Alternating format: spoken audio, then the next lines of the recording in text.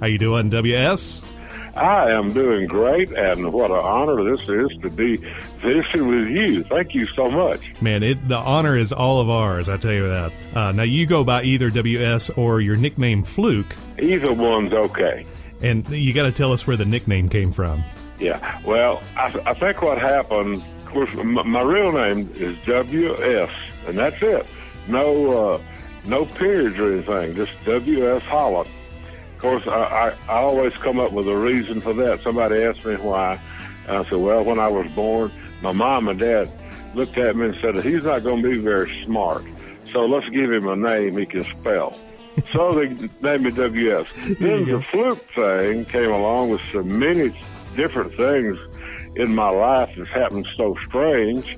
Then I got tagged the Fluke. So on my website now, so people would know around the world who it is, Ron Haney, who does my website stuff, and the band leader said we need to put it wsflukeholland.com. Yeah, there you go. So that made it all easy. I tell you what, we're going to talk about the W.S. Holland Band recordings, but first, we've got a little bit to get there. Okay. We're going to start from the beginning, and it's just amazing. You know, I like to say that pretty much all of the things I would have loved to have been a fly on the wall during, you were there and a participant. So it's definitely an honor to talk to you about all this. Let's talk about Carl Perkins. Now, you played, even before your time with Johnny Cash, you played with Carl Perkins. You played on all of these Sun recordings, Blue Suede Shoes. How did your introduction to Carl happen? That's another one of the Fluke things. But it was in 1954 when I met Carl. We both lived in a little town right south of Jackson, Bemis, Tennessee. He moved there about the same time that I moved there. Him and his family moved down from a little town north of Jackson, and I moved up from a little town south of Jackson. And I met him and his two brothers, and they already had a band going, but I didn't even think about playing in the band. I was already working with an air conditioning company. Just out of high school, I already had a job working with an air conditioning company, and that's what I was going to do. I never even thought about playing in the band or playing any kind of instrument, but for some reason now, I don't know why, still I can't figure this out. When I met Carl and his two brothers, his younger brother was the same age and I would go to the places they were playing every once in a while, little clubs around here, and for some reason, when he'd do an up-tempo song, he did mostly Hank Williams stuff, but one of the up-tempo songs, I would just walk out beside of Clayton on the upright bass and keep time. Sound kind of like a drum. Yeah. Now, I don't know why I did that, but one Saturday night, I was still around when they were loading up to leave, and Carl said, we got a interview with Sam Phillips at Sun Records in Memphis Thursday. Borrow some drums and go with us. And I said, man, what would I do with a drum? I can't play a drum. And he said, you keep time on that bass, you can play drums.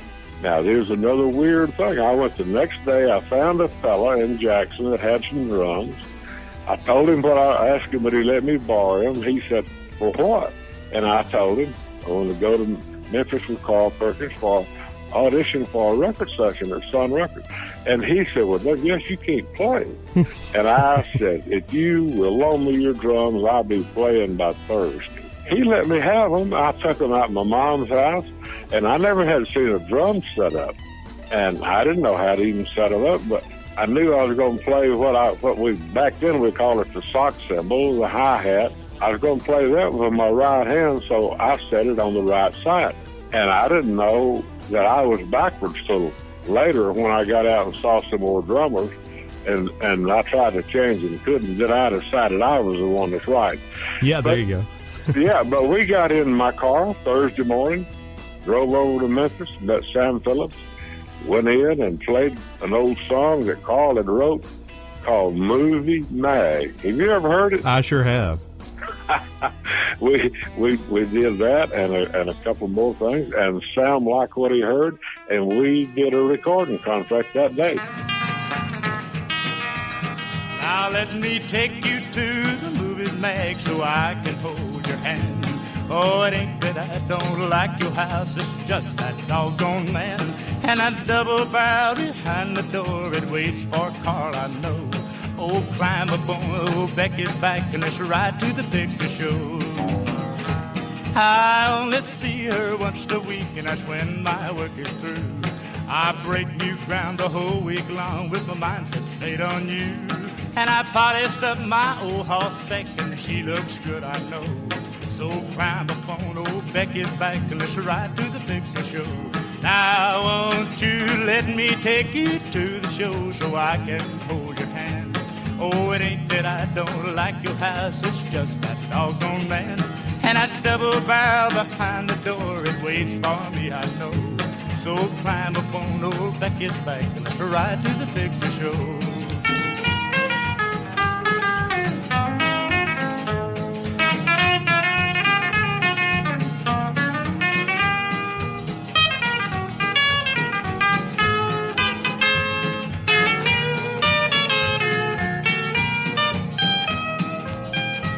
Well, I break new ground the whole week long with my mind set straight on you. And every time I try to smile, my heart it breaks in two. Oh, I slick myself a Saturday night, 'cause there's one thing I know. I'm gonna take my Maggie dear to a western picture show. Now won't you let me take you to the show so I can hold your hand. Oh, it ain't that I don't like your house, it's just that doggone man. And I double barrel behind the door, Lord, he waits for me, I know. So climb up on old Becky's back and let's ride to the picture show. That's Movie Magg by Carl Perkins, released in March 1955 on Flip Records, a subsidiary label of Sun Records. Now, Flip Records releases were directed toward a country and western market, but were also recorded at Sun Studios. By the second release from Carl, he would be released directly on Sun Records. Now, we're talking with drummer W.S. Fluke Holland about those early days with Carl Perkins and Sun Records. Here's Fluke. I look back at it, I said, I can't figure out how it all happened. But all at once, it was 1955.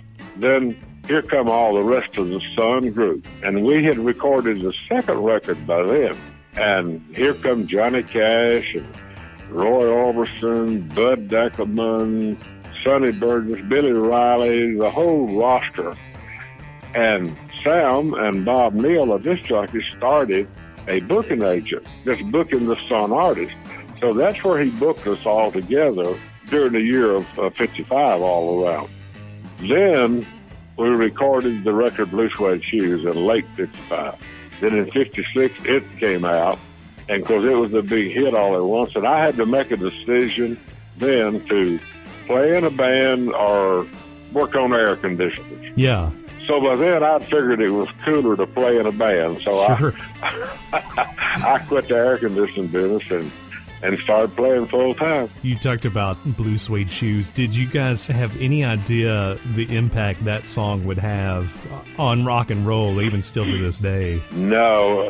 Let me tell you how that record started and what happened. Now, it was in 55, and we was touring together, and for some reason, the Cash group, John and Marshall Luther, and the Perkins group, we just became closer friends or bigger buddies together. And when we would get on tour, we'd ride in each other's car. Yeah. Now, we was on a little tour over in Arkansas, and Carl and I had got out of my car and got in the car with John and Marshall, and Luther got out and got in the car. My car was JV and Clayton. So we're riding along. Carl and John's in the back seat. Marshall's driving, and I'm in the passenger side, and talking about whatever. And John had propped his foot up on the back of the front seat between me and Marshall. Mm-hmm. I guess he wanted to stretch his long leg out. Yeah. And just all at once, he said to Carl, he said, "We ought to write a song about some shoes." Now, I think maybe after it all happened, he's just out of the Air Force. He got thinking about having to keep his shoes shined and all that. But rode a little further, and he said, "We ought to write it about Blue Suede Shoes." Now, that was all that was mentioned. we're off a tour. We're back home playing a little club here in Jackson called Tommy's Drive-In.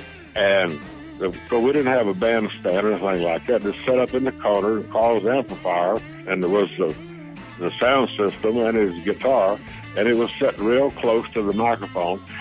And a boy and girl was dancing by real close, and the boy hollered at his girlfriend, "Don't step on my new shoes." Evidently, he just got him some new shoes. Yeah. And Carl went home that night and wrote the song Blue Suede Shoes. Now, there's 2 or 3 versions of that, but that's the true one. Yeah. There you go. Oh, goodness. Well, it's 1 for the money, 2 for the show, 3 to get ready. Now go, cat, go, but don't you step on my blue suede shoes. You can do anything but lay off of my blue suede shoes. Well, you can knock me down, step in my face, slander my name all over the place, and do anything that you wanna do. But honey, lay off of my shoes, and don't you step on my blue suede shoes. You can do anything but lay off of my blue suede shoes.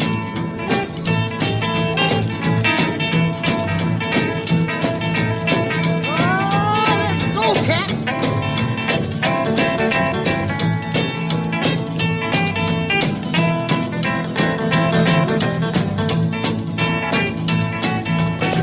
My house, steal my car, drink my liquor from my old fruit jar, and do anything that you wanna do. But honey, lay off of them shoes, and don't you step on my blue suede shoes. You can do anything but lay off of my blue suede shoes. Right.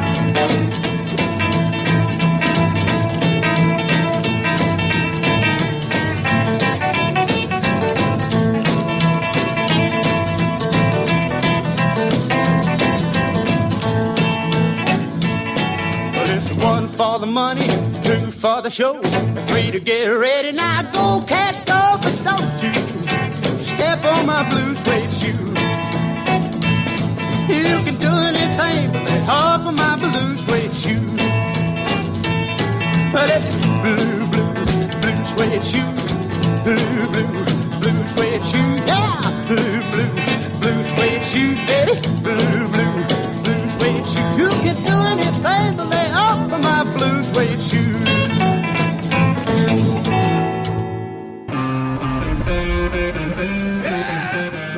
The Viva Las Vegas Rockabilly Weekend and Car Show is back in town April the 2nd to the 5th. Live bands at the car show on Saturday the 4th include The Wanderer, Dion, The Sonics, and Kitty, Daisy and Lewis. You can get full details and tickets at vivalasvegas.net. Tickets are also available at the door, and kids 15 and under get into the car show for free. I look forward to seeing you there. We're back on the Rockabilly and Blues Radio Hour. We just heard the smash hit from Carl Perkins, Blue Suede Shoes, released January 1st, 1956, along with hearing about how the song came about from his drummer at the time, W.S. Fluke Holland. Now, we've got lots more from W.S. in the weeks to come, so be sure and stay tuned for that.